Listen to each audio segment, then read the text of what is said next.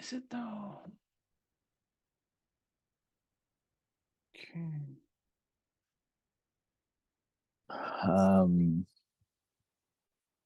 So you're doing rebrand. You're going. Yeah. We're doing a rebrand, so we're not tech feel, or what direction did you go with the rebrand? Yeah, so I'll sum it up. So that kind of vision went away because of COVID and markets changing, what have you. But our core business and like my specialty over like the last multi decades has been drying out big buildings, doing big water losses and climate control and equipment rental. That's my real thing, my bread and butter. And so it always confused the market when we're called Restoration Co. In a sense, when we're offering that segment of our service, they always thought we're a contractor, like a restoration contractors, which we kind of were, but kind of weren't. You're right. And so anyway, well, they treated you like a contractor, and they did. Kind of acted as if, right? Well, yeah, because we'll like you were forced to. You were forced to. Well, we're not like the typical drying climate control company like some of the others in a sense, and it's nothing to knock them, but we can help a contractor facilitate any part of the loss because we are restoration experts. Like we understand everything and how to do it really well. So we can, we kind of provide that expertise along with the drying services that we're providing to contractors. And so that's kind of a value add that they get when they bring us into these situations. Okay. But the name itself just kind of confused people because like, well, you have a competition or what are you? And it's just always kind of weird. Yeah. It doesn't really resonate. Yeah, brand confusion more than anything else. A little bit, yeah. So we're coming up with a name that's and a look and a feel and a message, which is most important. That's more centric to our core offering, emergency climate control services and equipment rental. Now, we're going to get into this a little bit, so I don't want to tease too much. I'm looking. Yeah. I'm looking for a photo right now. You know which photo I'm looking for? I could probably find it. Panama City Beach, your RV. Oh, that was in Panama City Beach. That was the one where you and I were sitting at the table. That was in Panama City Beach. Wasn't that no Houston? That was Houston, pal. No. Was it? Yeah, man. Oh, okay. That was the Houston. Right. That was the Houston floods. I'm pretty almost sure, 90% sure. All right, now I can't find it. I'm gonna have to. I'm gonna go do a Houston, Texas. Let's just see if something comes up. And that was so Houston would have been 2016. 8 or 9. That's here we go. I cheat. I go to it's not playing nice. I go to my photo reel and then I look by places. Yeah, I just did a search in Google Photos by place and it didn't come up. No. Huh. I've got 2017. I was in the car in Houston. That must have been it. All right, we're 4 minutes out. Okay, let's reel it in a little bit. You can keep looking though, Kevin. I want to see that picture. I want to put it up. John Evans, I'm trying to get you into the room here. I keep saying promote to panelist, but maybe you're just on the phone, so I'm just going to say allow to talk. How about that? No, okay. You can talk now, Evans, but you're muted. So, all right, we're going to get started. We already hit record because I'm excited. I'm excited about today's episode of the Restoration Rebel Roundtable. But here I am. Hey, Andy McCabe here. Everyone else over there. This is the Restoration Rebel Roundtable for the 24th of May, 2023. We've got a very special guest today. I can't wait to get into it. But before we can do that, we have to do this. Rebel agreements. Number 1, I will protect the value of my services. Offering free services only serves to erode the value of similar services industry-wide. Ugh, I got my fake teeth in today too. Agreement number 2, I will practice incredible transparency. I will explain the claim process in detail to my clients. I will not hide pricing details or falsify reports. I will never communicate with an adjuster without also communicating with my client. Agreement number 3, I do not believe in competition. I think Kevin Dooley does not believe in competition either. Agreement number 4, I'm willing to walk away from any project, client, or contract that is not compatible with my values and stated mission. No relationship is worth losing money, sleep, or my humanity. I have walked away from more than one project in my career And I have never regretted it. The projects and situations I chose to walk away from, I have never regretted it. I can easily say that, bar none. It's go with your gut, trust your gut. If your gut says, yeah, this ain't a good thing, at least it's not a good thing for me, go with your gut and get out. So we have today Mr. Kevin Abraham Dooley of Restoration. What is your middle name? Kevin, give me an initial. Patrick. Kevin Patrick Dooley of Restoration Co.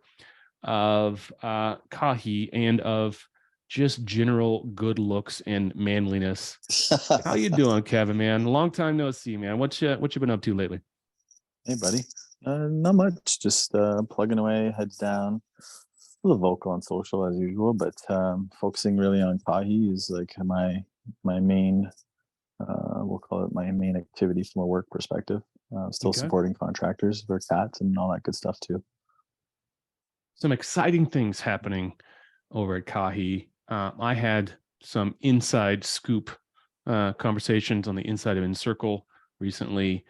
I don't know if we can say anything beyond that, but it's cool. It's really cool.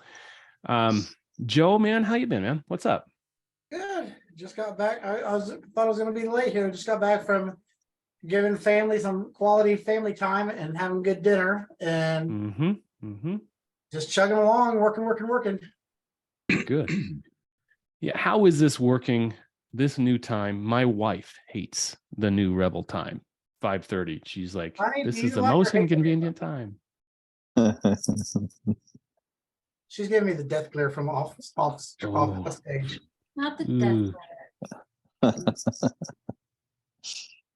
It gives her the excuse to tell the kids all to be quiet for an hour before bedtime. Well, for you, Andy, dinners. You're both on Eastern, right? You're Eastern Standard, yeah? Yeah, it's 8:30 here. Yeah, it's 8:30 there. Okay. And Kevin, you're in Toronto? Where are you at? Same time zone, but I'm in Ottawa. Ottawa. Yeah. Okay. The capital. Yeah. My wife, not in love with the 5:30 to 6:30 slot, for sure. I mean, we're at least getting more people in, so it's just not me and you talking. So I mean, yeah, I'll take it. It's a small sacrifice. So all right, let's just get right down to it. I want to talk about equipment tracking. I want to talk about, actually, I want Kevin to talk about why should we track our equipment? What is the latest technologies we can use now to assist us in our equipment tracking? And I see, so we've had how long has Phoenix had their DryLink platform out? A few years now. They started with the moisture reading side of things. So tracking is, to my knowledge, still not quite available. I don't want to speak out of turn, but that's my understanding. Yeah. So right now it's reporting atmospherics. It's reporting hygrometrics, but it's not doing any real equipment tracking per se. Not to my knowledge. I think they're working on it. I don't pay too close of attention, to be brutally honest. Sure. Why would you? It's not really my concern. Just focus on what we're doing. I don't look in the rear view mirror. Hey, you know why they don't put rear view mirrors on golf carts? The last shot doesn't fucking matter. Doesn't matter. Head down, look at the shot you're going to take. So yeah, I'm with you, man. No rear view mirrors. Yeah, interesting though. In terms of equipment tracking, it's kind of a burning need, whether people know it or not. But I've talked to the biggest of big restoration companies, like brand names that everyone in the Rebel group would for sure know. It's mid-size to small size and everything in between, and it's unbelievable that almost all companies still don't have what I'd argue is an efficient, simple, transparent means to track equipment and track it accurately. So that's a challenge. And I'm guessing now, when you're talking about equipment tracking, are you talking about like physically tracking where your equipment's at, or like remote monitoring tracking? Yes. Yes. So all of the Yes. above, frankly. All of the above. Yeah. Yeah, I'm so- guessing this came from the genesis of Kahi. Kahi is the name of Kevin's company that provides equipment tracking, and we're going to talk about it in depth today. But I'm guessing the genesis of Kahi was started at Restoration Co., right? Large loss, tons of equipment spread across a continent. Tell me about the problems that you had to solve in order to pull that off on the large loss front. Well, yeah, we're pushing close to 12,000 pieces of portable equipment in our fleet now. And it's no different if it's 12K, frankly, and 350. Technician, just more of it, but principles remain the same. You have, field technicians that are taking stuff from your warehouse or your trailers or what have you and deploying them to sites. And frankly, field technicians have a lot to do. And, call it what it is, things slip through the cracks, be it fatigue, negligence, care, insert excuse. and it doesn't get done consistently or accurately, which then, as we all know on this call and whoever's listening, that then leads to a whole host of problems. From a billing perspective to where's my stuff? Did I lose it? Prove that I put this stuff on a job. So how many restorers did you assist Hurricane Ian, this last storm event? Not many, truthfully. I'm pretty selective on who I work for, and I just don't work for anybody, Sure. especially during CATs. Right. But no, we deployed a significant amount of gear down there, and I don't know where are you leading with it. I'm trying to paint a picture for the amount of different directions you had equipment going, and how that, because this was the first storm you had Kahi in place on everything, right? No, we responded to I forget the darn name now, but the year before we responded to New Orleans and surrounding area for that storm. And I would say there was the polar vortex before that too, in terms of that, where we were deployed as well. So there's been a few storms that we deployed to. With Kahi in place. Yeah, some of the functionality, truthfully, and I'm transparent about it, some of the functionality is not built into the Kahi platform for certain use cases still. Mind you, when you partner up with a service like Encircle or perhaps an Albiware or other, you can round out those edge cases. And for those that don't know what an edge case is, those are just, rare situations where there might be a gap in how the either a process fails or technology doesn't have that feature yet. So it's called an edge case. For example. Yeah. So, in my sphere, anyways, if a contractor was to come to the back of my semi trailer and pick up a batch of equipment and then drive off with it, I know it left my laydown yard in the catastrophe zone, but I don't know where the contractor took it. So that's one use case. From an end user's perspective, so like an actual other Kahi user who's just deploying their own equipment to jobs. An edge case that we're looking to solve right now. This isn't really an edge case because this happens a little bit more frequently, but it's a situation nonetheless, especially in a storm like Ian in South Florida. You get into these high-rise situations where you have multi-story flood, multi-unit flood. Kahi is excellent at saying, here's all the assets that are deployed to 123 Main Street. But a lot of us, but not floor 13, suite 8. Yeah, exactly. So now we can deal with some of those issues through or lack of features, we'll call it, through leveraging a tool like Encircle with Kahi. So there's some ways to kind of deal with it that way in order to get the granularity tracking and still make sure you don't forget stuff. Right.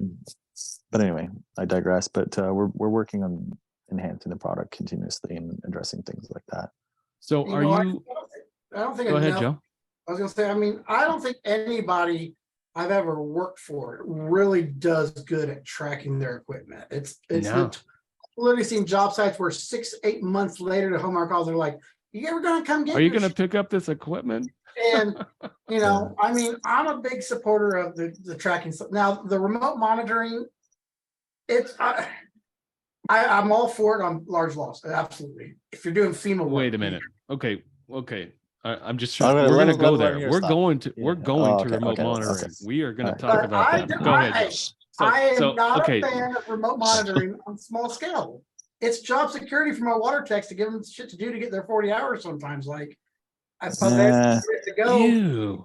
Really? Dude, there's been a couple of times where we had a slow patch on. If it wasn't for the remote time, my guys would probably barely get 30 hours when we And when you're we hit- like, go check the equipment because you need the hours? yeah, it happens all the time. I can empathize with that. Like I get it from that. I From can see it. But Oh. like, especially if you're doing FEMA work, if you're 1 minute late, you're down to the 3-day dry out. You can't do multi-day dry out. You have to be on 24 hours or before each day. And so the remote monitoring is amazing. I mean, I just never, I'd like to get into remote monitoring more, but it's something that's, most people don't want to, it's the cost incurred is so high. It seems like it's hard to get into for them. It's really not. So, okay. I hear you. Let me put it to you a different way. Every time I put somebody in a truck and drive them across town, that's risk, right? My company we have to cover the risk that he's going to drive off the road, get in an accident, or do something stupid while he's on the road, right? On the way out, there's risk. On the way back, there's risk. There's risk on the job site. When he's messing around his construction area, he might fall and hurt himself, right? If I can eliminate all that risk, and yeah, if you need to give your guys hours, have them wash their freaking trucks, or organize the trucks, organize a warehouse. But if I can save that drive time and still get just as good information as a business owner, I'm taking that. I'm taking that option. it's not just as good. So well, hey, we can open up that can of worms. But words are important, and I should be very careful in the words I choose. But I will say this: so careful, so careful. Yeah, but to Joseph's point, I feel you. I'm still I'm a strong believer that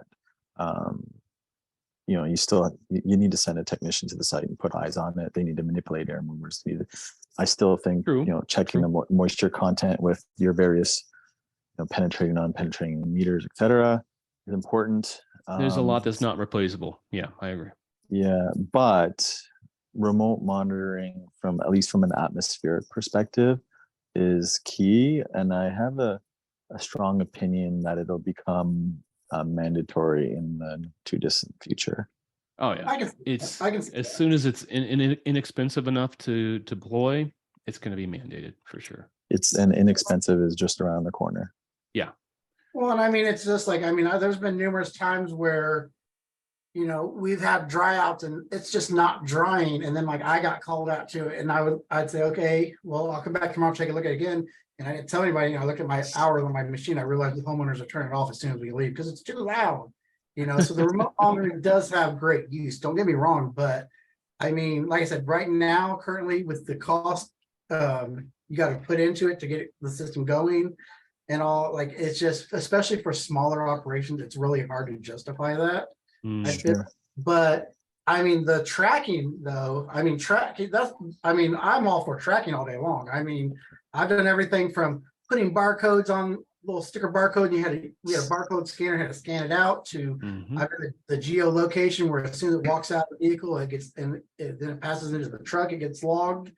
I've seen so many different ones. But there is, I would say on average, most people are probably losing 3 to 4 fans a year, and probably at least 1 or 2 air scrubbers or dehues a year, just because they get left on a job site, or because the tech didn't write down that he had 30 fans. He just wrote down 28 because he miscounted, and they leave 2 behind. I can tell you it's a lot more than that. People don't like to admit it, and a lot of people tell me, chatting with them when I'm doing demos and stuff, that, oh, we don't lose equipment, we're great. Yeah, sure.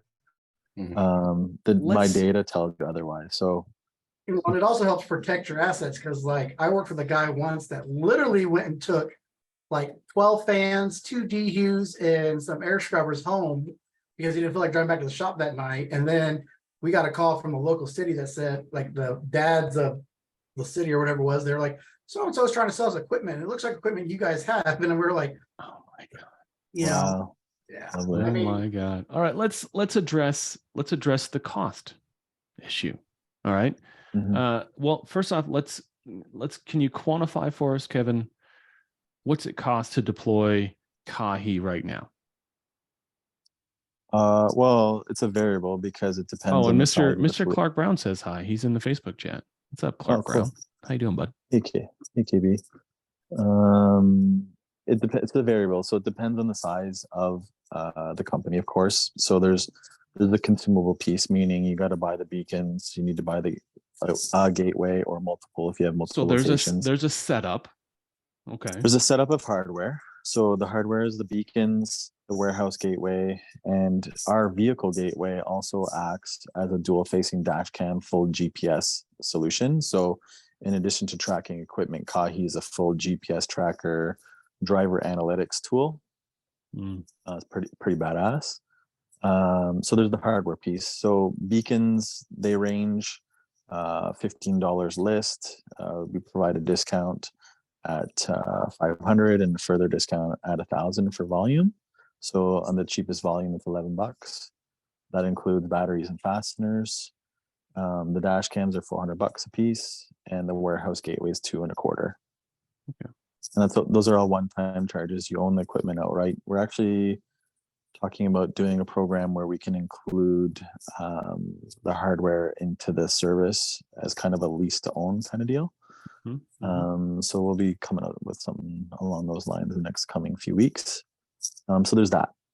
And then there's the software piece, which is the ongoing monthly service associated to support the software and enhancing the software and maintaining it and all that good stuff. So, and it's very transparent in how we do it.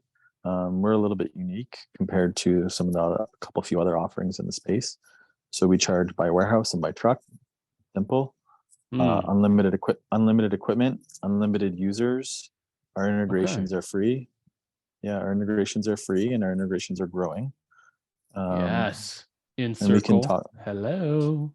Yeah, we got some really sexy. badass stuff going on with Encircle. It's pretty exciting.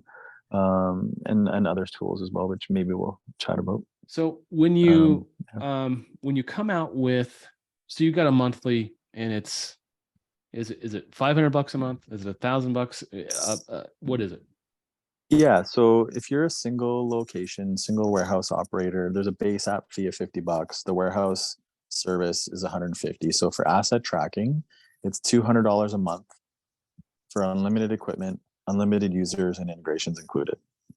Super cheap. No brainer. Freaking brainer. Yeah. Then the cost, where it starts to get, become a little bit more of a number, is centered around the GPS service and the dash cam service with the vehicles. Okay. So we charge per gateway, per dash cam, per month. So it's tiered. The first 14 vehicles are $30 a month per vehicle. And then if you're a fleet of more than 14, the 15th vehicle onward is $25 a month.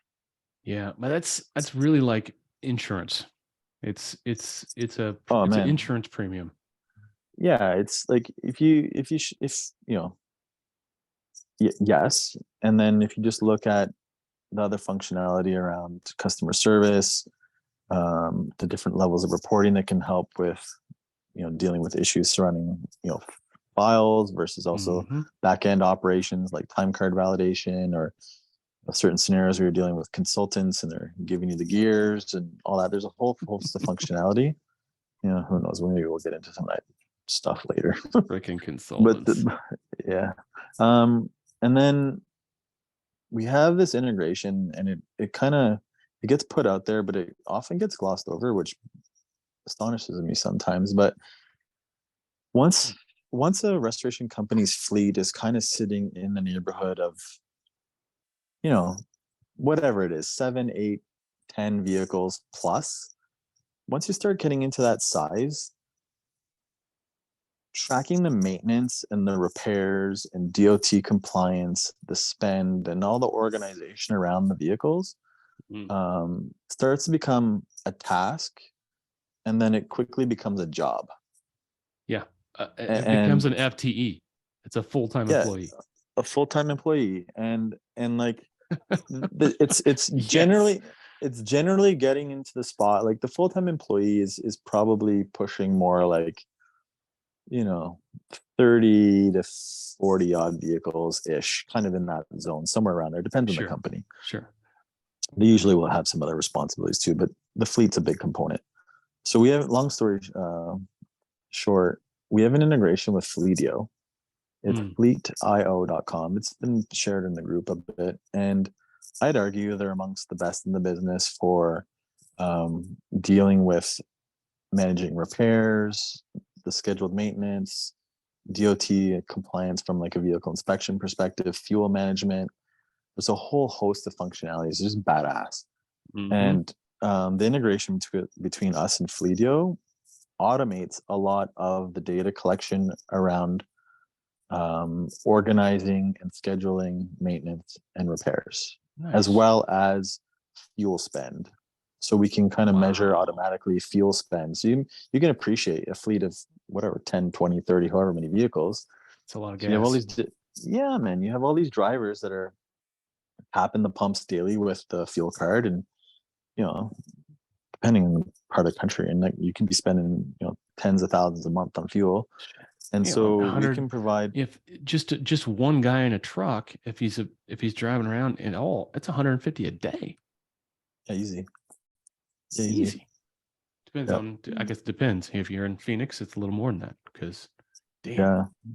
But like, it's a big city. We, between the combination of both systems, we can start to sniff out if there's, excessive fuel burn via idling or buddy filling or some other kind of sinister, or maybe things that you need to be aware of. And so just provides a lot of transparency. I had a guy doing that. And he was doing it forever.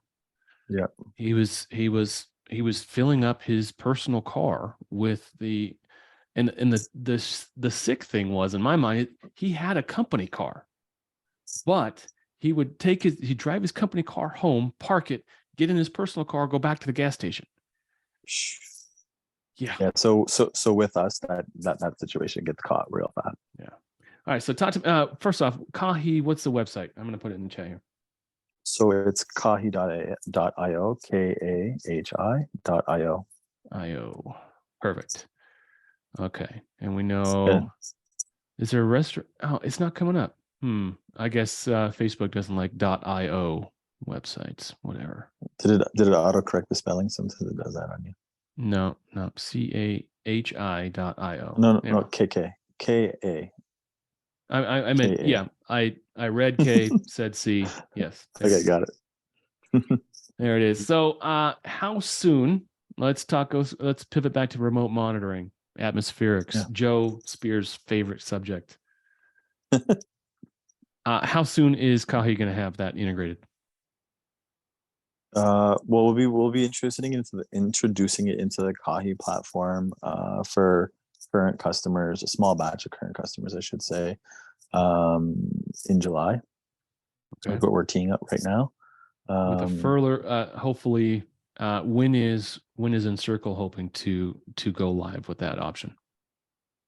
I can't speak to that truthfully, but out of respect for them and also what have you. But let's just say sometime in the fall there'll be some interesting integration capabilities coming out. So, what is that going to add to the? If someone has all their equipment with Kahi already, and then to say yes, please, we would like to do remote monitoring. What's that going to cost? What is there an ad for that? Yeah, there'll be a small bump for what we're calling Kahi monitoring, and it can be a standalone service. So if you didn't want to have tracking for whatever reason, and you still want to do Kahi monitoring, you would actually get Kahi inventory, and you would get Kahi monitoring minus the automated tracking piece. if you so choose to. So that's available. Right now it's looking at like we're gonna have a couple $100 a month service, which will give you It's nothing. You spread it across all your jobs. That's nothing. Oh, okay, Yeah. let me ask you this here. So like, obviously with the geotagging or whatever you're using for the tracking on the monitoring side, is Mhm. it something that's permanently fixed to the DHUs, or is it like I have a little box that I can take, so that way there I am, like maybe I might have 45 air DHUs, but I only want to buy 6 remote monitoring machines. Yeah. That's where I think this type of system has an advantage over a dry link, because dry link, it is built into every single DHU. Yeah, and if you have a massive amount of That's not. I should, out of fairness to Phoenix and the good people over there, that's not exactly accurate, Andy. So okay. they definitely are. Just to correct that statement, Phoenix definitely has hygrometer sensors built into their BLE equipment, a lot of it. But you can buy what do they call it? Dry tag RH, I think they call it, which can be provisioned to a non-Phoenix piece of equipment, as an example. So it's doable. But to your question, Joe, yeah. So, well, if you so choose that you wanted to attach the Kahi Enviro sensors onto them permanently, I suppose you could. I don't think that's a great idea, to be honest with you. First and foremost, one, my concern would be damaging them in transit. The other thing is these are going to be like Vitala grade, actually better level hygrometers.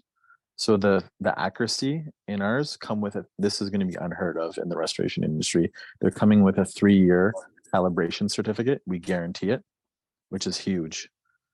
First and foremost, with no drift. Does any of the equipment currently Nobody's on the offering market come with that? Does zero. anyone offer a year? No one offers any calibration verification. That's one of the big things I think also, like I said, not just the price point, but when you do have a massive amount of equipment, a lot of the remote monitoring things, they get permanently almost riveted onto the machines and everything because they're part of the tracking software. And I always was like, I mean, if you have 40 DVs and you're only using on average 10 or 15 a week, and that's it, that's a lot of equipment that's just not getting utilized. So that's why I was curious. Yeah, no, 100%. So our kind of the way we're positioning it is that you would buy enough Bluetooth hygrometers to facilitate the average amount of jobs that you would do over a given, week or 2 period, like whatever makes sense. You figure out your average length of job and kind of do the math. We've kind of made an assumption anyways, just based on experience and thinking about things, that you probably need in the zone of around 6 or 7 Bluetooth hygrometers typically for a given job. So affected, unaffected, outside, HVAC. So you're up to 4 there. And then a few dehumidifiers. So you're 6. Maybe you have a second floor or basement or whatever. You needed another one. So that's 7, kind of deal. So you'd have a kit. You'd have those 7 to however many in like a Pelican style case. And the technicians can then, when they get to the job site, with our mobile app, scan the QR code on the beacon, scan the QR code on the DHU, pairs them. You're starting to take readings live. Because the technician's doing that pairing at the site, we already know you're at the site, and it just kind of happens, and you're off to the races. I like playing. I'm not trying to be devil's advocate. I'm just thinking as the crappy water tech I am. Oh, well, we need an extra one. Go get one out of the other case and bring it to this job site for me. Are they easily able to be transferred between like the main hub kit, for the Bluetooth connection, or is it like this 7 goes with this kit and this 7 goes with this kit only? It doesn't matter. So the Bluetooth hygrometers act like a piece of equipment. So we track them like a piece of equipment, and you can move them around freely however you so choose. There it is. Who the hell are those kids? Oh boy, how many years? That's got to be 7, 8 years ago now. That was pre Rebel. Oh my gosh, that was pre Rebel event in Bend, because here's pictures from the Bend event. It looks about the same, just with a longer beard, but You look like you just got out of high school, ready to take names. Look at that kid. Look at that kid. Wow. There's Laney, right? I think. Yeah, that's Laney. Oh, Yeah, right yeah. there. 2017. So this Yeah. picture was taken in your RV in September 21st, 2017. Look Oh wow, at that's that. hilarious. There's another photo where we were having a pretty good laugh, I think, somewhere. We were having ice cream and beers and all kinds of good stuff. Oh man. Good I have it times. somewhere. Yeah, it was Yeah. cool. All right. Bring it up. Bring it up. All right. I got you guys off. I knew I could find that thing somewhere. Kevin, is it just remote hydrometers, or does it also do like, can I screw a meter into like a sill plate and a remote moisture meter? Initially, it'll just be atmospherics, and so it goes back to the statement I made earlier. I'm still a firm believer that the technicians need to go to the job site. I have some reservations around the WME sensors and screwing them into walls and all that stuff. Yeah, that goes down to that gets you into the stainless steel screw argument, right? And how many of us out there really try to dry the core of all the stud wall to The amount of people I know that below try 14%? Ugh. And then there's a reason it takes 25 days, right? Because the reality is the core of that wood is never 14%. Yeah. As soon as you leave and wait 3 days, it'll go back up to where it will. It will. Yeah, It's called equilibrium. I'm not even gonna get into that conversation. All right. But no, so I thought I'd tease you a little bit. Yeah, no, to your question, no, like every single time I bring this conversation up, I always get asked that right afterwards. So we'll see what the market says. Right now, we'll focus on atmospherics. We're going to be instrumenting, I should say, some of the E3 algorithms into our platform as well. For those that are leveraging. Tell me what the E3 E3 is. No, tell me what the E3 is for all of us that don't know. I know, but okay. What is E3?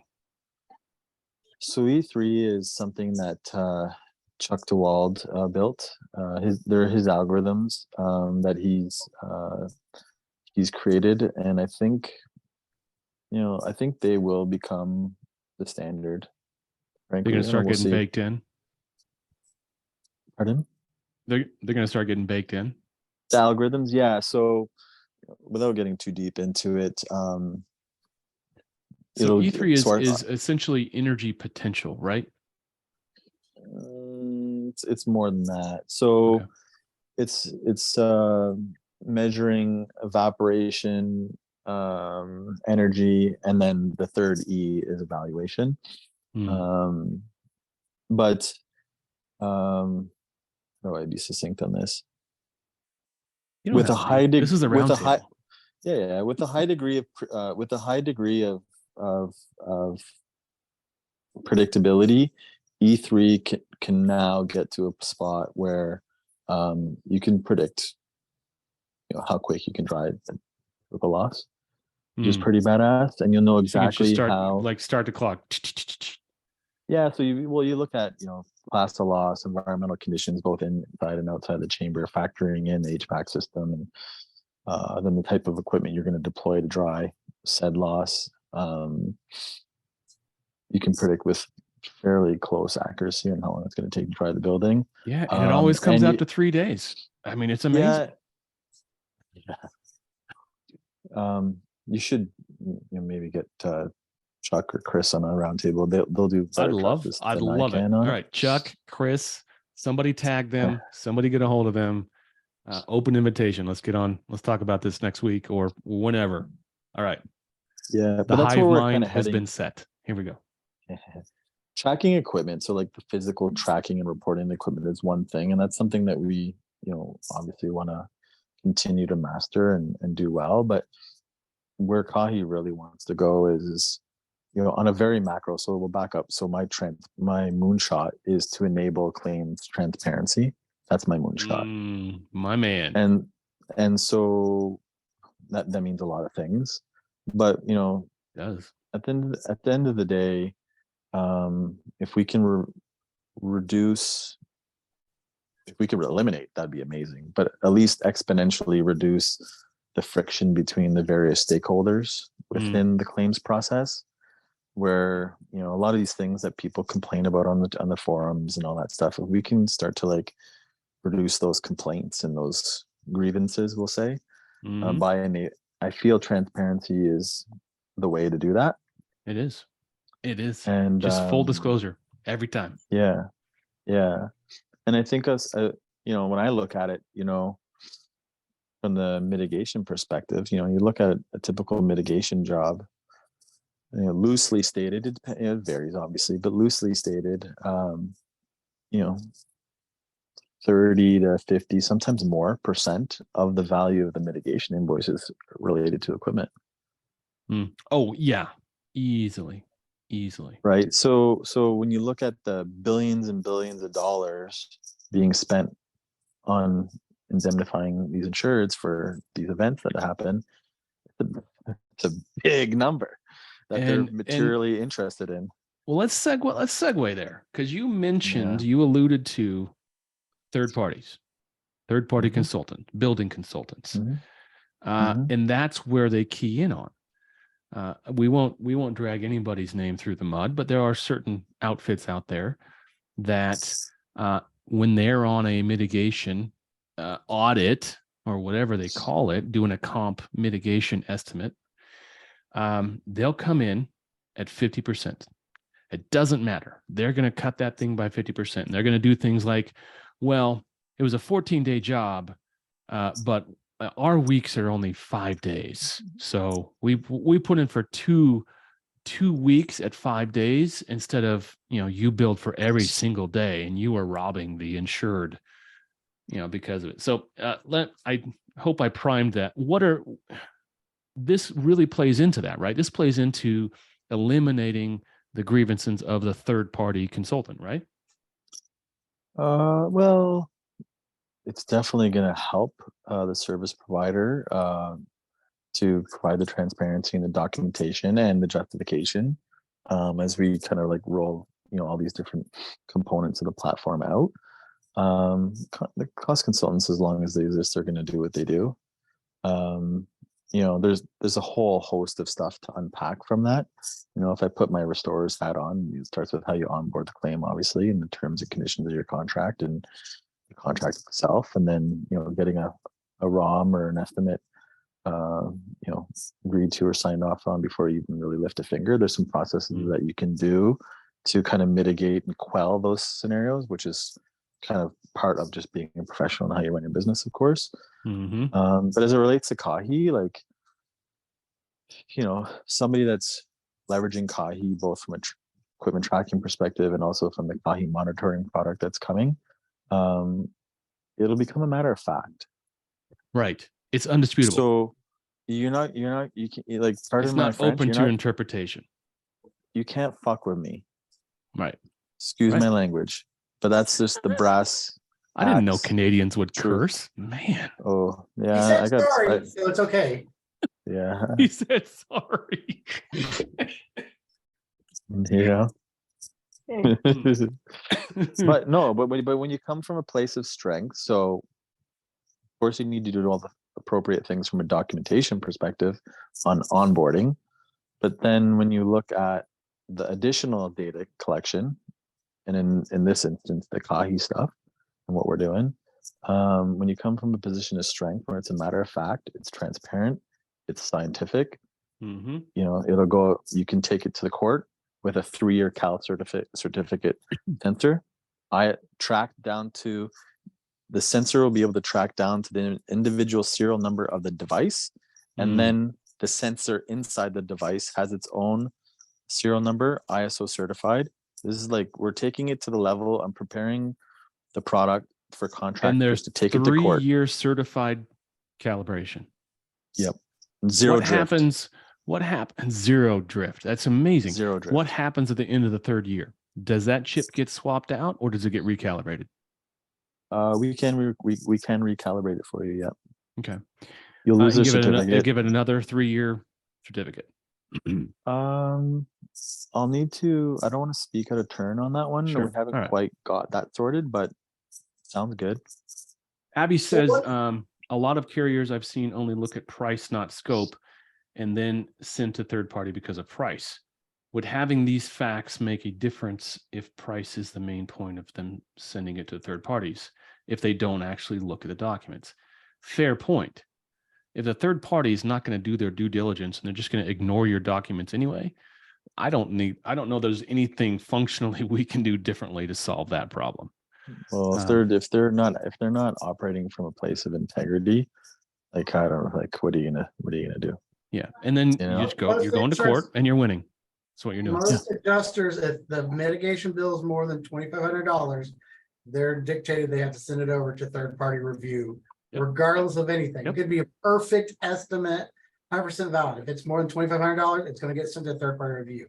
The biggest problem that I see is that most TPA review companies treat everybody like they're a TPA vendor, and they'll say, "Oh, you're only allowed 1 hour for monitoring." Well, that's great if I was an Alacrity TPA vendor, but I'm not. Your 1 hour doesn't matter to me because I'm going to charge what I'm actually going to. Yeah. Are you foreseeing on your system on this and everything, like when you're taking an account, maybe even just from a marketing standpoint here, like there's the line item in Xactimate for third party, remote monitoring. Yeah. Are you thinking that that's going to be like, is that to cover the cost of the equipment yourself, or are you thinking, and then you incorporate that with like the WTR EQ line item for setting it all up? Or I think it's up to the restorer, right? I would approach that. I would find your depreciation schedule, right, on your equipment, figure out what the cost is, the true cost of that equipment is to you as a business, and have that depreciation schedule planned out. And what Joseph's saying is like the actual monitoring equipment, is a chargeable line item, and I think that's what he's hitting on, right? Yeah, well, like, I mean, if we're on, I mean, I thought you were asking about how to price it. Well, like, obviously, everything, fee scan and fee catch 3D, those are all bid items. There's zero. Right? Right. Yeah, your prices. Are you seeing, I'll word it this way here. Are you seeing is the amount of time to set up the remote monitoring, to Bluetooth sync it all up, is it about the same amount of time it would take for me normally to stand there and hold my hygrometer and let it calibrate each day? So we're really not going to see that much of an increase in the overall price, or is it a substantial amount more time to do it where, on an initial day setup that I'm gonna have to bill it separately? No, it's immaterial. So it's not about the time. Yeah. So the way we're designing the user interface is going to be so seamless. Like literally, scan QR code on Bluetooth hygrometer, scan QR code on face of DH or whatever. Bang, it's paired. It already knows you're at that location. Done. It's starting to track. And then as it stands for like a chamber HVAC, it's scan BLE hygrometer and then just select affected, unaffected, Like outside, room. etc. That whole process is like seconds, frankly. So it's no different than doing your walkabout and doing the other. It sounds like it actually is going to be quicker to set it up than it is to stand there and let the hydrometer, acclimate. Well, that's just it. And well, on that subject, I'd argue that most technicians don't wait long enough to let the meter acclimate in the first place. No. So that's a problem within itself. And then, so that's just setup. And from that juncture, moving forward, every time you return to site to do a physical monitor, there is no more effort. You just show up, you open up the phone, it downloads the readings, syncs to your phone, and then it'll throw that thing in the garbage, man. Throw that thing in the garbage. All right. It's a paperweight. It is a paperweight, but this whole thing is cheaper than I can get a little thing for my protometer. So how many times have you guys found yourself on a job site doing one of these? And the homeowner's like, "What are you doing?" I set mine on top. I set it on top of my DHU intake. I go do half my room moisture points. I come back, I stick it in the grill of the Phoenix or whatever dry ease on the exhaust. I go do the rest of my moisture content, and then I come back and read it. And all. I don't. Smart. That's I haven't how used do it. this in Smart. 5 years. At least you Yeah. bought one that didn't have the GPP. The amount of people I've told people don't waste your money on the extra $900 for it to calculate your GPP is ridiculous. It's just Like- math. Yeah, well, that's the thing is like you can get an X-Tech like hygrometer for like $115. This But if this you- one was like $65. But if you wanted to calculate GPP as well, it's like $400. It's stupid how much more they are. Yeah, it's just math. It's just math. But it definitely sounds like it's gonna. I mean, the remote monitoring system will set, or it might be a little bit more action, but it just sounds like it's almost equal on time frame for setting it up, and then the amount of time you're going to save for those people that are TPA or getting hit with the TPA too much. It's going to be easier to get a better number on your job because you're not losing so much time waiting for your techs to screw around out there to get all the readings Well, in and out. especially for the TPA contractors or the TPA contractors or program contractors. The subsequent visits are like done. You arrive, you show up, open that, boom, downloads to the phone, you're off to the races. You already got all your readings done. So that from that perspective, you'll save time. And then if you're again a programmer or TPA contractor or even an independent for this matter, that's working on a bill structure where you're billing by unit pricing versus T&M, then it just compounds exponentially as well. What's the reporting intervals on it? Like, will it send it over constantly every 5 minutes? Like, can I set up the work so it says beep beep beep beep beep beep, you've reached your dry standard here, so so I can say, guys, yeah, it's dry. It's configurable, so it's user configurable. I think so. From a remote monitoring perspective, you might probably just want to have it providing one reading an hour. But if there's a material change on the readings on any of your drilling equipment or your affected chamber, like so say it goes off, it'll know and then send an alert to the system right away. That's assuming you have a gateway on the job site too. So the gateway enables you to connect to the beacons that are on site to then send that data to the cloud as it's occurring, right? That's another thing with our system is you'll have the option. So you don't have to have a gateway to have live readings. So some folks might just say, hey, I want to take it up. Maybe I have large loss or specialty situations where I do want to have a gateway. I want to have live readings. I want to monitor it, or I want to deploy it across all jobs. Amazing. There's going to be other contractors that just don't want the expense because those gateways come with a SIM card. And so they won't have live readings, but like to your comment earlier in the conversation, Joe, your techs can arrive at the job site. They won't have the gateway, so you're not getting live readings. But as soon as they show up, they'll open up the app on their phone. It'll download the readings up to the point from the last visit.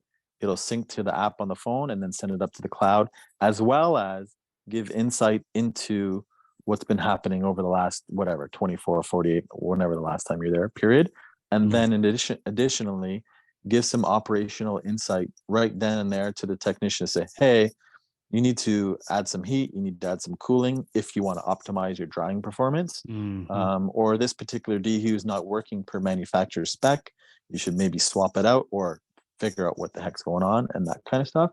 And that's where the rubber hits the road with the Kahi analytics that we're building in behind the scenes, powered by E3 and some of the other stuff we're doing. So it's more than just like get my readings. It's really drive operational excellence and make your organization better, frankly. Does it have, like I said, since I don't know a lot about this, I'm asking a shit ton of questions there. I was like, sorry. Yeah, that's cool. Does it only calculate environmental, like, temperature and humidity, or does it have like I don't know what it's called, a velocity meter or whatever? So like if I have it on the exhaust of my DU and that exhaust in the DU gets turned off, it's going to register, hey, there's no more air blowing. No, it's not. Yeah, that's not. It's a manometer. No, I would doubt they have manometers built in. Well, in that case, anemometer, I think. I'm sorry. Yeah. No, but it would sense a change in the temp. Okay. And the RH would go down and the significantly. humidity. So yeah, and the so humidity. instead Or of being up. like 98 degrees coming out, all of a sudden it's back down to 80 degrees. Hey, Mhm, I need to go mhm. check. Okay. Yeah, so Yeah, there's it'll do a there's couple queue for that. things. There'll be a queue if it senses like basically nothing's happening. It's matching the ambient conditions of the chamber it's in. So that's a flag. Mhm. It'll also drive a flag where we'll know what the expected grain depression should be off a particular unit. So if it's not achieving that, that's an additional flag so that you can Mhm. start to figure out what's going on. It could be filter, it could be the temperature in your chambers, either too hot or too cold or whatever. Why would I opt, unless I'm like an incredible cheapskate, why would I Mhm. not want live monitoring? I don't know. Me Well, okay, either. so on the Me gateway, either. It's a cost, it's a cost. So like Yeah, costs but are it's real. it's I get just money. But And on your you it's just you money. but Sure. you get so much good data, and it's What's actionable, and it allows you to make organizational decisions, operational decisions live without having to go all the way back out to that job site. now Oh, I on get it. You don't just tell me. I am with you.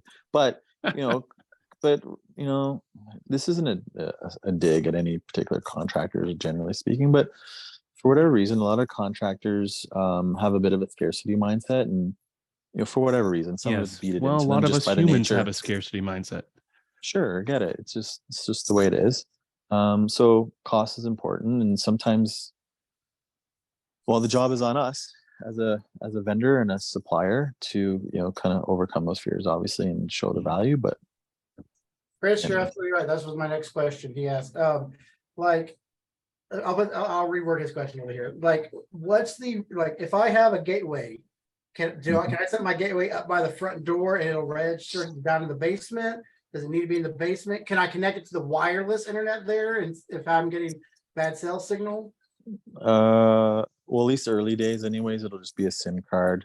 Okay. I can only imagine the whole host of headaches we would have with trying to get on Mrs. Jones's internet. For a Like technician my to iPhone, facilitate that. I'm a Comcast, Right. right? I'm a Comcast subscriber, so like 90% of my city is on Comcast, so I get tagged into the free Wi-Fi that they let you piggyback off. Oh, their that's sweet. cell That's pretty phone. sweet. So I mean, that's what I'm thinking. Like, if I'm in a basement and it's a damn dead zone down there. Yeah. That's why. Yeah. So beacons like clear line of sight, we're getting ranges upwards of 600 to 700 feet clear line of sight.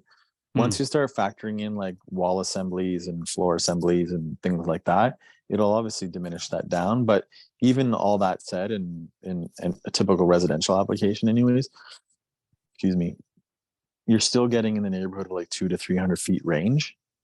So for like most jobs, it's a non-issue. So yeah, absolutely. Put the beacon on the main floor near a window, or sorry, put the gateway near a window on the main floor or whatever.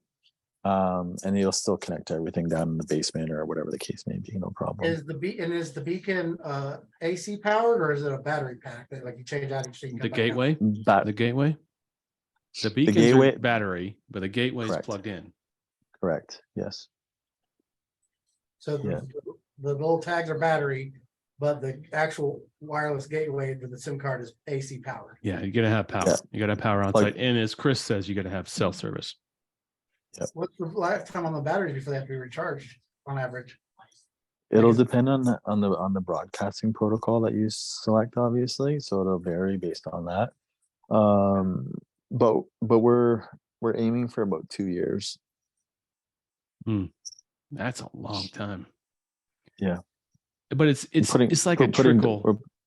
We're putting It's- AA batteries into them, Okay. 2 AA batteries. So it'll it's a little thicker, so it'll give it some life. They're not the okay, yeah, I coin just didn't know. I didn't know if it was like they were like USB. You could plug them into the USB charger on the truck and charge them up. On the way to the job, or if it was a battery pack or whatever. Like that's what. Yeah.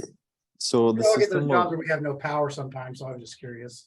sure. All the time. Yeah, no, we'll tell you what the battery life is on them, so you can make decisions before you deploy. Okay. Yeah. So good. So good. And So I'm gonna get completely off topic now. Sure. Let's talk about AI. let's talk about AI when it comes to restoration.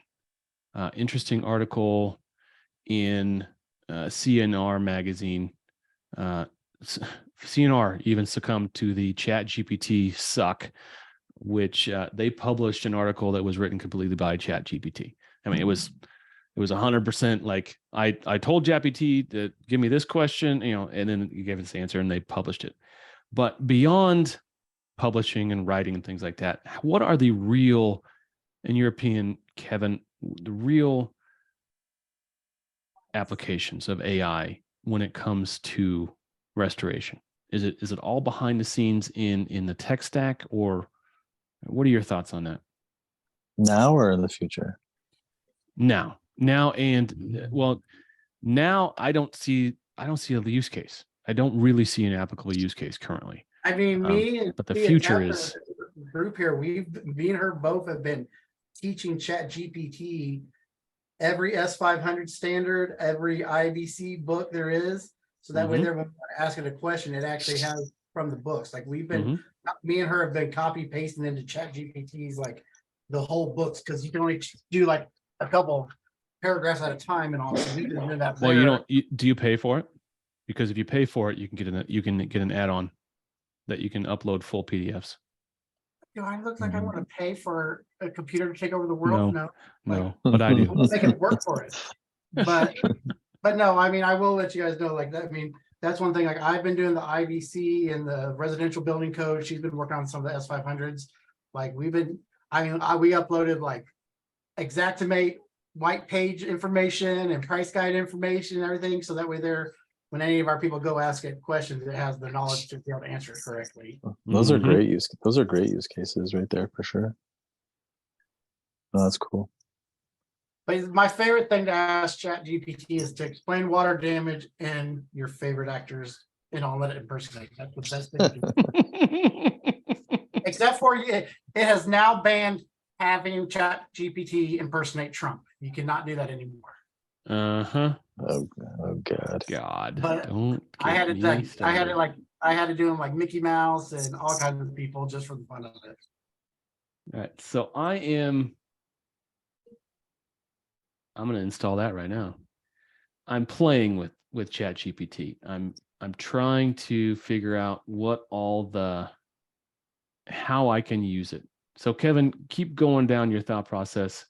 We've got an excellent use case now. Yeah, we're going to teach it, whatever it is. ChatGPT is not the only one. We're going to teach AI our subject matter, right? We're going to feed it the S500. We're going to feed it the S520. We're going to feed it the 720 when it comes out. And we're essentially going to build chat bots into our systems, into our websites, or into our whatever, that's going to answer these questions that get asked on a repeated basis and allow us to do speedier research. But that's not where AI is sexy to me. It's helpful, but it's not. I don't think that's the end of the road. Where are we going, Kevin? Oh wow, where are we going? Well, imaging technology is going to continue to be profound enabler for how we do claims. So when you couple geospatial scanning in with sensors, so some of the stuff we're doing, in with some, it's more the convergence of different tech stacks or technologies that will then create significant change. So I preface back, I state that to then go back to what I was saying a moment ago. So when you look at 3D imaging cameras and IoT type devices, so sensors, then you factor in mobile and cloud computing, and then you start to look at some of these algorithms that like E3 and others, and then you have these different technologies that are now all playing with one another. You can start to imagine and appreciate where you can go into a loss and have a commodity claim, we'll say, a full scope and at least a ROM established within minutes of completing your initial inspection. Minutes. Yeah, minutes. Yeah, absolutely. Yep. So that is profound, and that is not far away. Like That's like a this year. Like that Yeah. could be done. Yeah. Like, so really the technology is available right now. It could be janked together now, but it's going to be Yeah, well, mainstream here pretty quick. that's what I mean. So like the technology is capable of doing that now. Absolutely. It's just somebody's got to build it, or multiple companies need to come together to build it. Mhm. We'll see about that. Hmm. But that's profound. Like, anyone who's listening to this should be like, yeah, that's fucking game changer. Yeah. Well, you look at there's a platform, what's it, Impartial. They look at a before and after Matterport scan Mhm. and develop scope and write estimates based on the differences. And so that's computer vision. That's looking at a line on the floor saying that's a baseboard. That's only going to continue to get better. That will continue to get better, absolutely, in the context of how it's getting used. But I'm talking about like getting both your mitigation and repair scope completed before you even actually do any work. And then really based off of that, you could actually, there's many ways how this can play out, but depending on who has first notice of loss, of course. Yeah. But from the contractor's seat anyways, that'd be pretty sick, where you can go in, you scan it like with the camera, do your moisture map, put some data into it, which you won't type in, you'll just talk to it, and then it's done. And then done for you. And And you have a ROM, you have a likely repair estimate. With a high degree of accuracy. And there might, obviously there's going to be some stuff that you might uncover that you physically couldn't see, but there's ways to address that. That's easy. It's just process. And is that going to be our way into finally square footage pricing or flat rate pricing for almost everything? Not about flat rate, but definitely unit pricing for sure. Yeah. And then the debate will be then, okay, well, what's the pricing on that? But whatever, that's a whole other can of worms. So our industry is one of those fortunate ones where we don't have robots yet. We don't have intelligent robots yet. So it still takes a human being to go rip out that carpet, rip out that pad, extract it, rip out the drywall, blah, blah, blah. It takes a human to do that. Yeah. Beyond that, though, the vast majority of the paperwork, air quotes paperwork, is going to be no paperwork. It's just going to be done. That's going to be huge. Well, there'll still be a lot of, there's still an element of quote unquote paperwork, if you will, documentation, if you will, because until there's robots, like technicians are still going to document their hours, their consumables. There's still need a means for tracking equipment and all that other stuff. So there's but their hours are going to be tracked when they step on the job site. That clock's going to start automatically for them, or when they're traveling, or when they're traveling too. But regardless, Well, like an AI can take two Matterports. It's going to be able to extrapolate the estimate based on pre and post photos, but the actions in between there, like the extraction or and stuff, if they don't have those active activities that are in motion getting monitored, so that you're going to have paperwork. But there are what, 100 different actions that we can take on any given mitigation loss? There's not that many. So if we're talking under the context of basically instant price, instant scope after you've done your initial inspection.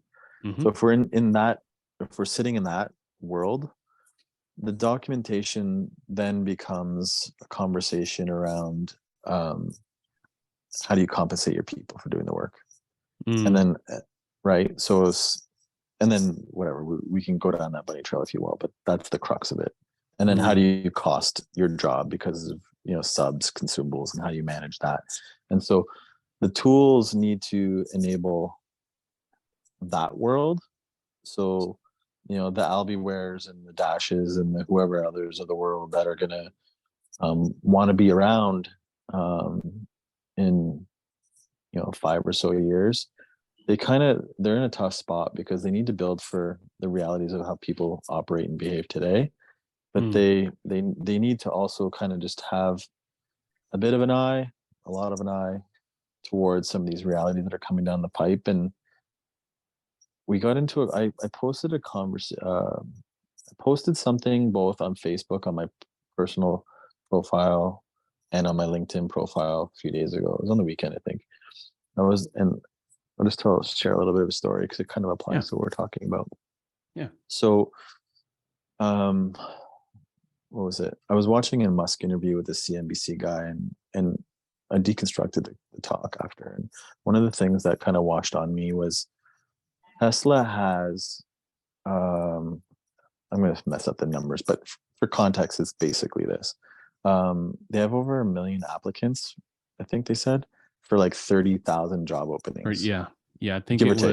was 1.2 for 22,000. Yeah, I remember that. Yeah, I reshared it, like, I think. Yeah, it's like less than 1% chance of getting into Tesla as an employee. And the crux of my conversation was like, restoration doesn't have that because everyone's whining that they can't find people and blah blah blah blah. And it kind of got me thinking about things and reimagining the workplace. And you and I, Andy, were like the first people that I know that were ever saying the word restoration 2.0. Like, we've been saying this for 10 years now. Wait, and, I think we're still the only people saying it. Oh, are we? Okay. Well, anyway. But I'm with you. I'm there. But so I'm one of my other passion projects is how to get the frontline people, the emergency services technicians and others, the contents people, etc., like the real like frontline workers, how do we get more money into their pockets so the activities that they're doing are actually career work and not job work? Yes. And what I mean by that is, these people, they ought to be making, depending on obviously the markets that they're living in, et cetera, but they ought to be making a wage where they can, have it, be able to ideally buy a house, put some shelter, own some shelter, not rent some shelter, but ideally. It needs to be a legitimate trade along the lines of an electrician and a plumber. Yes. Yeah, they need to make good money is the punchline. So anyway, long story short is okay, understanding that principle and kind of what we're talking about here and all that, and software and how that manages the operation of a business.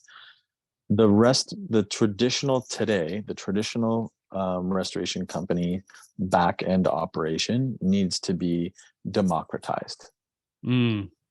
So the dollars in the revenue split that are being supported to cover the SG&A costs. Now take the S out because you still need to sell, at least for now. We'll see how about that. That's a whole other thing. But at least the G and the A portion, so general and administrative costs, a chunk of those can be digitized.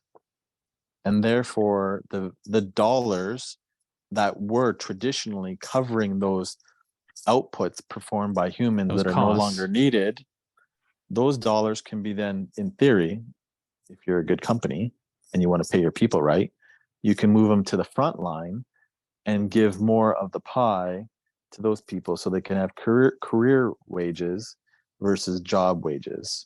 So that's kind of one of my about is in a distilled version, there's going to be efficiencies that are created. There's going to be AI is going to save guys money, save owners money by eliminating tasks.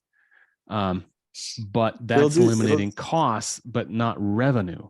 So what you're talking about is, hey guys, let's look at the costs we're saving and think about, instead of keeping it all for ourselves, let's think about sharing the wealth.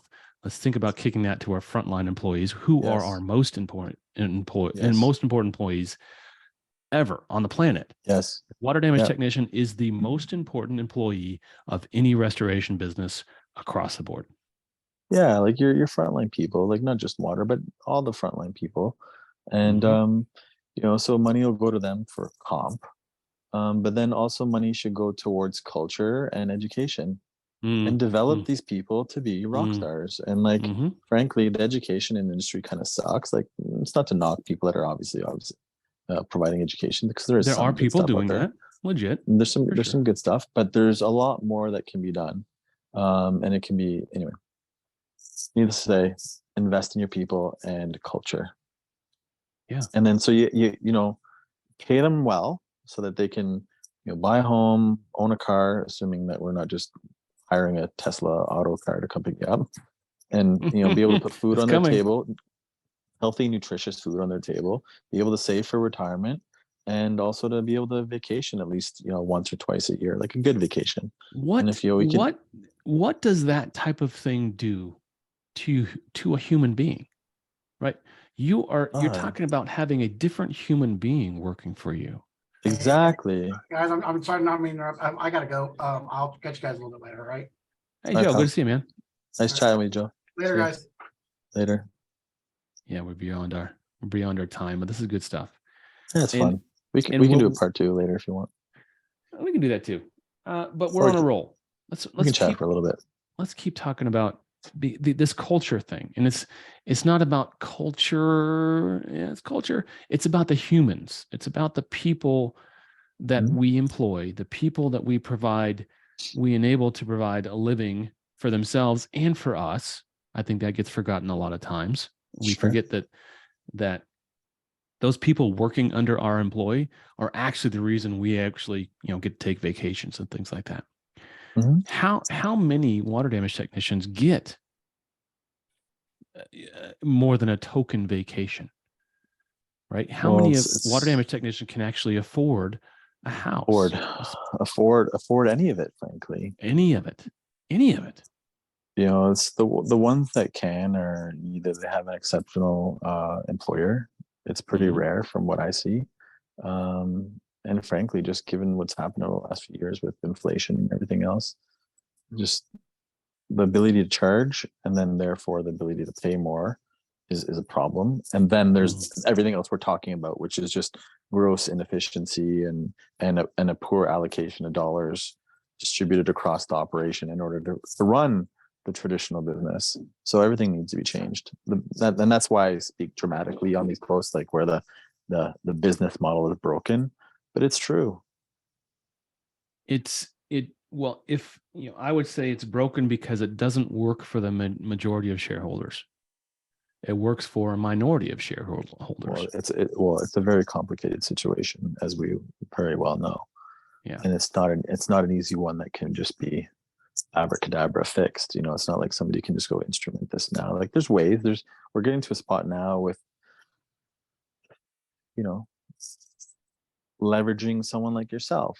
So outsourcing estimating. So why would you sure, some companies probably need some level of in-house estimation and what have you, but like when you can outsource to a company like yourself and others that provide that service and can provide, and you can deliver the services that claims delegates,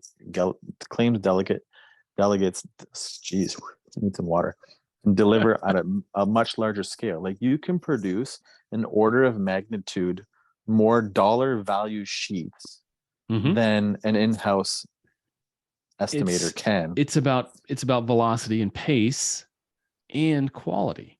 Well, and skill, and it's all you scale. Do, and you're right, and you're not inside the four walls of the business being interrupted by all the happenings of the operation, blah blah blah blah blah blah.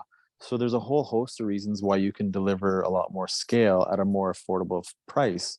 So like that's just one element, to plug you a little bit, but also like there's many others as well that one can do as a restoration operation to leverage these efficiencies, and then it's only going to get easier. It's only going to get easier. We're looking at, Encircle is going to put a button in the app that says send to third-party estimator. It's DocuSketch is doing it now too. DocuSketch is providing those estimates for peanuts. Yeah. Well, I don't want to disparage them, but man, no. At what point do you get what you pay for? Because I cannot produce estimates at that price point, but I can't speak to the quality of those estimates coming out. I just know as a small shop with 6 estimators, I cannot produce estimates at the price point that DocuSketch is pricing, Matt. But I still think that every dollar that, all right, I'm going to pump myself a little bit here. Sorry, apologize, rebels. Every dollar someone spends with Claims Delegates is a 1000x return. Plain and simple. That's just what it is. That's just the math of how it works. And if you don't have to have, let's broaden it out. It's just not just me. It's not just my company. It's this burgeoning industry that frankly didn't exist in 2012 when I started doing it. If you can leverage someone who works when you need them to, but then you're not paying them when they're not working for you. Exactly. You're eliminating FTEs more than 1x, right? If you got 2 estimators, maybe you only need 1. Maybe you only need a part-time estimator and everything else can go out, right? But that's all reliant upon data. It's all reliant upon a good data and good SOPs. And that's where I think most of my clients struggle, most of my new clients struggle, and a lot of new restorers struggle is they couldn't outsource this a lot of restorers, man, a lot of restorers struggle. It's difficult to capture data from the field in a consistent manner, a quality consistent manner. Like I talked to, man, I'm doing demos every day, all day, multiple days a week, and chatting with restorers all over North America. And I ask these questions because I'm curious, and it's part of product development and understanding market and testing theories and stuff. And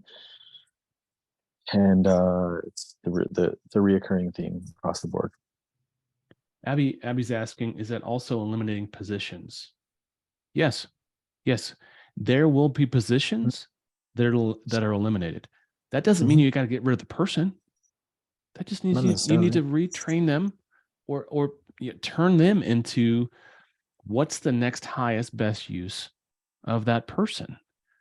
And if you've got a healthy culture, they're part of your family. You're going to find a way to continue to be a part, have them.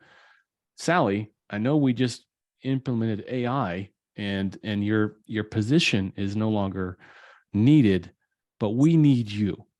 So what can we do? How can, there's going to be other ways, right? Just because you're not making wagons anymore doesn't mean you can't learn to make cars. Sure.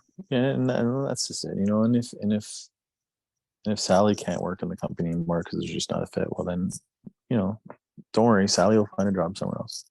Yeah. And help her find a job. Be kind, Yeah. Do the right thing. But it doesn't make any sense to continue to build wagon wheels in a car world. So you either adapt or die. And it's not personal. It's just the way shit happens. If we don't continue to grow and change as human beings and learn, we're going to get passed up. We're just going to get passed up.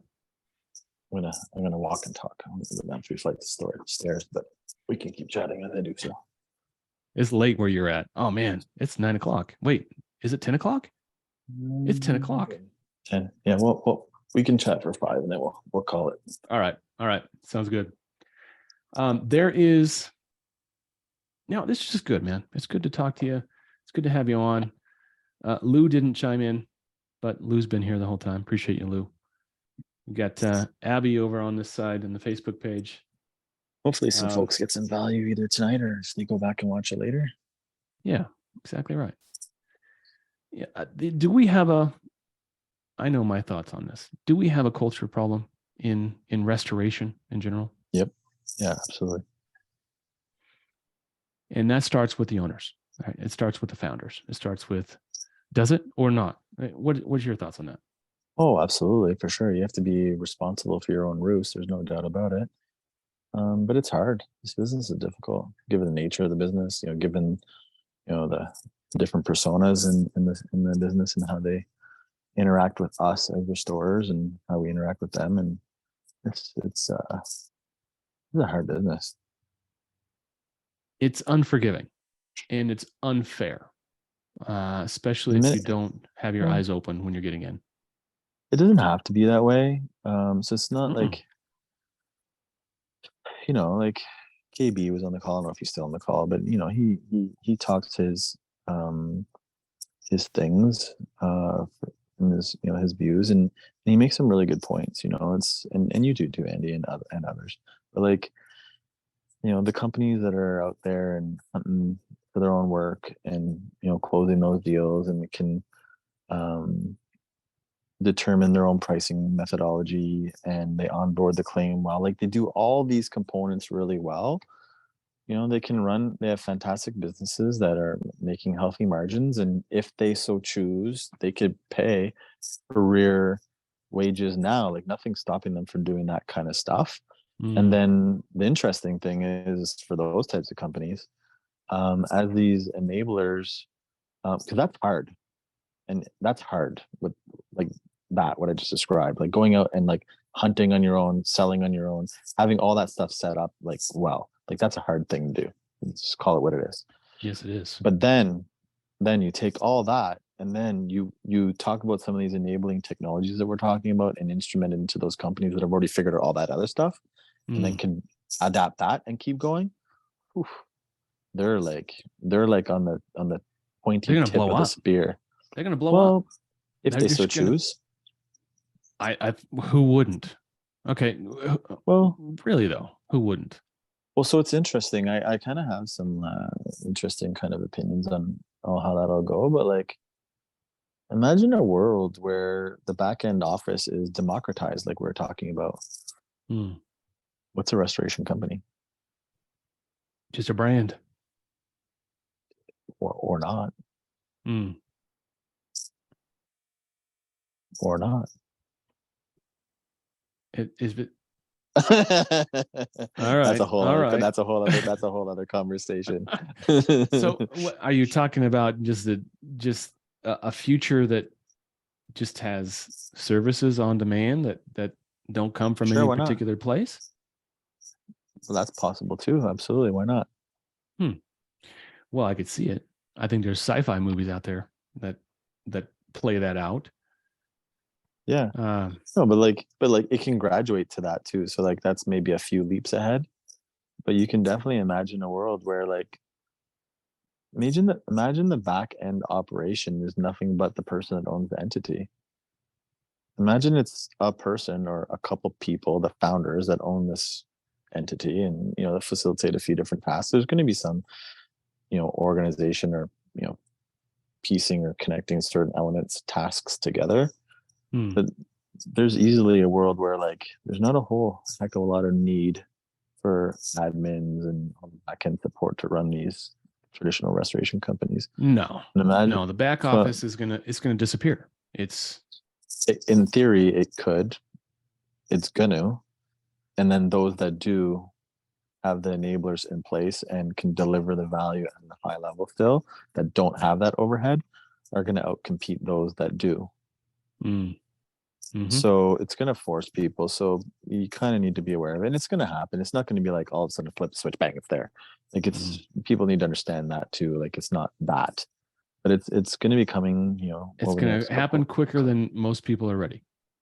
It really there'll be time to adjust. It's not going to be like flip the switch, holy shit, what happened? I just don't see that happening. Well, isn't there an analogy you can draw from a little bit of Moore's law and the internet, right? The first internet browser came out in 1993, the year I graduated high school. It wasn't until 2007. So that's 14 years later, the iPhone, right? There was a lot that happened in that 14 years, but it took 14 years. I think the next iteration of what we're going to see, not just in restoration, but across the board, societally, Yeah. industries are going to be changed. That 14 years, we Oh. don't have 14 years to adjust. We have Well- 7, maybe. I would argue it's 3 or 4, 5 years before things get real. Yeah, it's